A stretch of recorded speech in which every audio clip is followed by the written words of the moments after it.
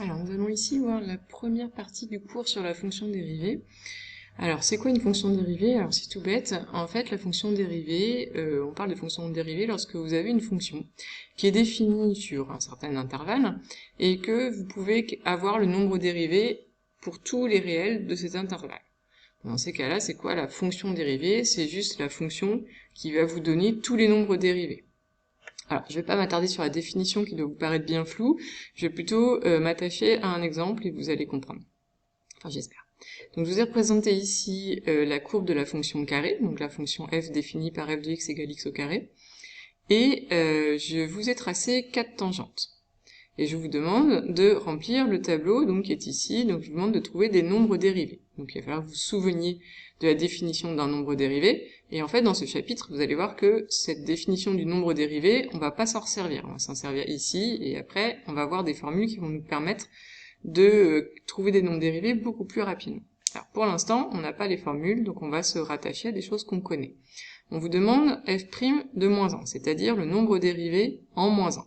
Donc je vous rappelle la méthode, on place moins 1 sur l'axe des x, nous allons jusqu'à notre courbe, et nous allons chercher le coefficient directeur de la tangente. Donc la tangente en moins 1, c'est cette droite-là. Donc nous prenons deux points de notre tangente, donc par exemple celui-ci, et par exemple, je vais prendre celui-là.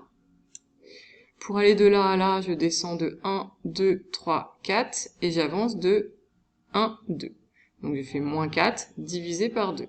Moins 4 divisé par 2, ça fait moins 2. Donc le nombre dérivé en moins 1, il vaut moins 2. Maintenant, en moins 2, je vais faire la même chose. Donc je vais me placer sur moins 2 sur l'axe des abscisses, je vais jusqu'à la courbe, donc je suis ici. La tangente en niveau de moins 2, c'est cette droite-là. Et donc je vais devoir aller trouver le coefficient directeur de cette droite-là. Donc je prends deux points, celui-ci par exemple, et par exemple celui-là. Peut-être prendre une autre couleur pour pas qu'on confonde tout.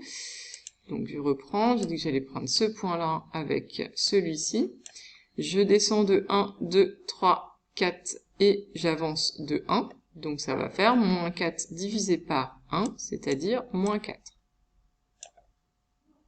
Maintenant, je vais chercher le nombre dérivé en 0. Donc le nombre dérivé en 0, c'est le coefficient directeur de la tangente en 0. Le point d'abscisse 0, il est ici. La tangente, elle est a priori pas tracée, mais en fait, la tangente, ça va être l'axe des abscisses. Donc le coefficient directeur de l'axe des abscisses, c'est 0. C'est une droite qui est parallèle. Enfin, voilà, vous savez que toutes les droites qui sont parallèles à l'axe des abscisses ont un coefficient directeur égal à 0. Donc ici, la tangente, en 0, a un coefficient directeur égal à 0. Donc le nombre dérivé vaut 0. Ensuite, en 1, on va aller se placer sur notre courbe au point d'abscisse 1, donc 1, on va jusqu'à notre courbe, nous sommes ici, et on va chercher la tangente, elle est là, donc on prend deux points de cette droite, donc par exemple ce point-là.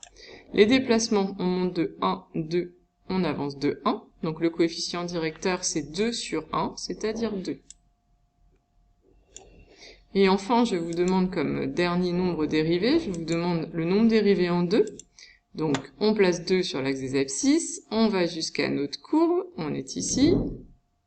On regarde la tangente, elle est ici, on prend un deuxième point, par exemple celui-là. On regarde les déplacements. Je monte de 1, 2, 3, 4, 5, 6, 7, 8. Et j'avance de 1, 2. Donc ça fait 8 divisé par 2, ça fait donc 4. Donc j'ai obtenu des nombres dérivés en moins 1, en moins 2, en 0, en 1, en 2. J'aurais très bien pu, si on m'avait tracé toutes les tangentes, j'aurais pu comme ça trouver tous les nombres dérivés de tous les nombres. Donc j'aurais pu trouver f' de moins 10, f' de moins 1,5. Il aurait juste fallu que mes tangentes soient tracées. Alors là, on peut remarquer qu'à chaque fois, pour passer de moins 1 à moins 2, qu'est-ce qu'on a fait? On a multiplié par 2. Pour passer de moins 2 à moins 4, on a aussi multiplié par 2. Pour passer de 0 à 0, on a fait x2. 0 x 2, ça fait 0. 1 fois 2, ça fait 2. 2 fois 2, ça fait 4. On a l'impression que ça a l'air de fonctionner, que pour passer de la première ligne à la deuxième ligne, on fait x2. C'est une conjecture. En réalité, moi je vous dis que c'est vrai, que pour avoir f' de n'importe quel nombre, donc par exemple, si j'avais voulu vous demander f', si je vous avais rajouté 5, Donc si je vous avais rajouté x égale 5, si vous aviez dû faire f' de 5, il aurait fallu que vous placiez sur l'axe x en 5, vous alliez jusqu'à votre courbe qui sort du graphique et vous regardiez le coefficient directeur de la tangente.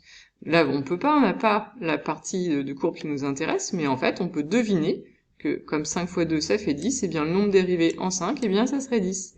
La tangente, en 5, aurait un coefficient directeur égal à 10.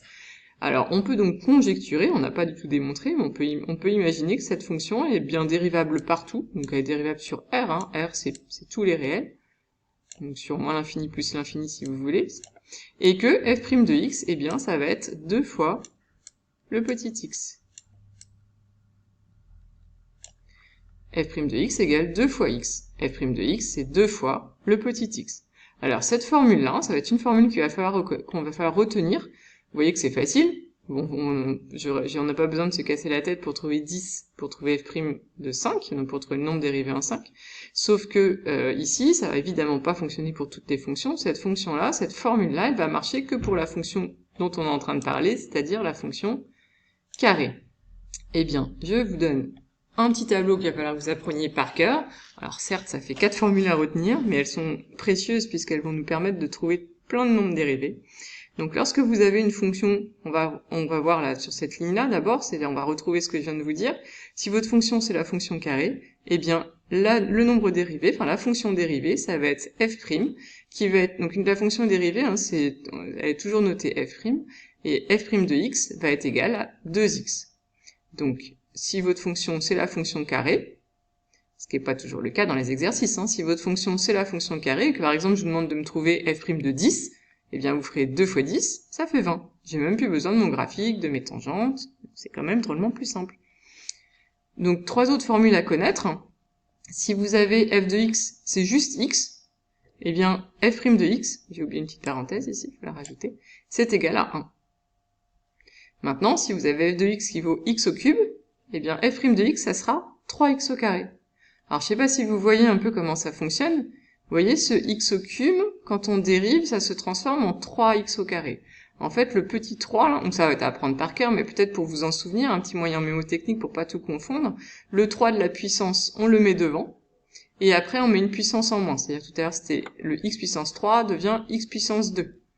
Et ici, c'est pareil. Le petit 2 qui est en puissance, il passe devant, et on enlève une puissance, c'est-à-dire que c'était x au carré, x puissance 2, et bien on met que un x, on met x puissance 1, mais c'est pareil que x. Ici, x, et bien en réalité, x c'est la même chose que x puissance 1. Alors, je sais qu'on n'a pas l'habitude de travailler comme ça, mais c'est juste pour vous, peut-être vous reteniez la formule.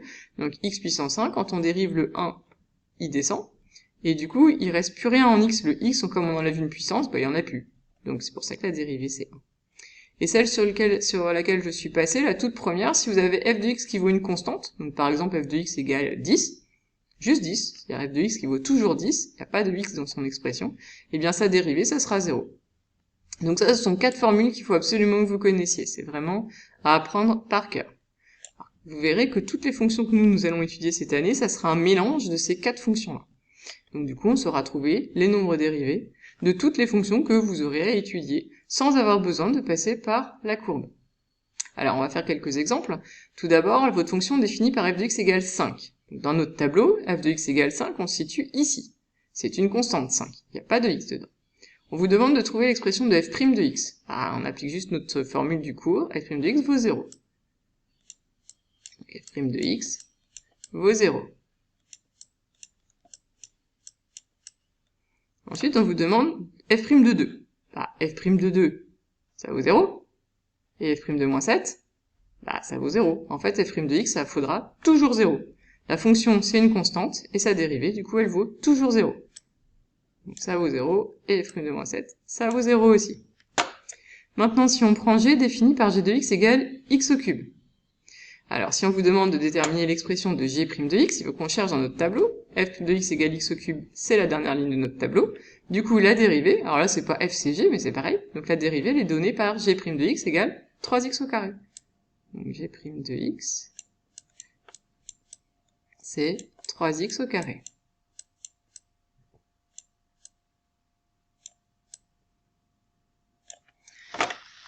Donc maintenant, on vous demande la valeur de g' de 2. Bah pour g' de 2, on remplace le x dans notre formule, donc g' de 2, ça va être 3 fois 2 au carré. Donc g' de 2, ça va être 3 fois 2 au carré, c'est-à-dire 3 fois 4, c'est-à-dire 12. Et on vous demande g' de moins 1, alors juste faire attention au signe, g' de moins 1, va être 3 fois, je mets mon moins 1 au carré, attention à vos parenthèses, et donc ça fait 3 fois 1, attention le moins est au carré donc il va disparaître, 3 fois 1 ça fait 3. Donc voilà, vous voyez que on avait des fonctions, pour trouver les nombres dérivés, bah c'est super facile, il faut juste apprendre sa formule, c'est la difficulté. Bon, ensuite vous avez la suite du cours que je ferai sur une autre vidéo pour que vous ayez le temps de digérer un petit peu tout ça.